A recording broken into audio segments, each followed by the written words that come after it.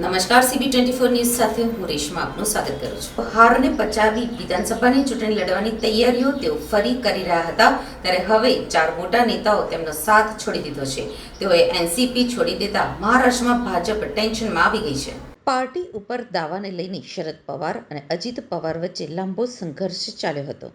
અંતે ચૂંટણી પંચે અજીત પવાર જૂથને વાસ્તવિક એનસીપી ગણાવી હતી.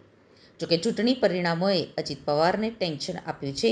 તો એક તરફ અજીત પવાર વિધાનસભાની ચૂંટણીની તૈયારી કરી રહ્યા છે, તો બીજી તરફ નેતાઓનો સાથ છોડવાના કારણે તેમની મુશ્કેલીઓ વધી ગઈ છે, જેના કારણે તેમની તૈયારીઓ પણ ખોરવાઈ ગઈ છે.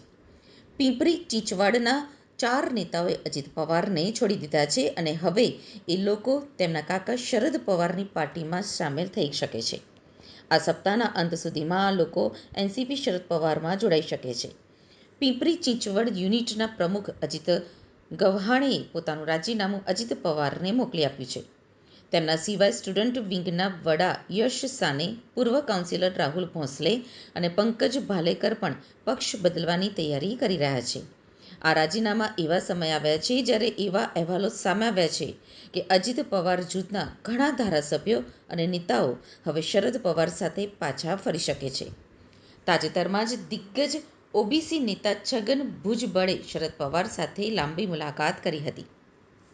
તેમણે બેઠકનું કારણ અનામત સહિત અનેક બાબતો ઉપર ચર્ચા તરીકે આપ્યું હતું, પરંતુ અટકળો ચાલી રહી છે કે તેઓ અજીત પવારને છોડી શકે છે.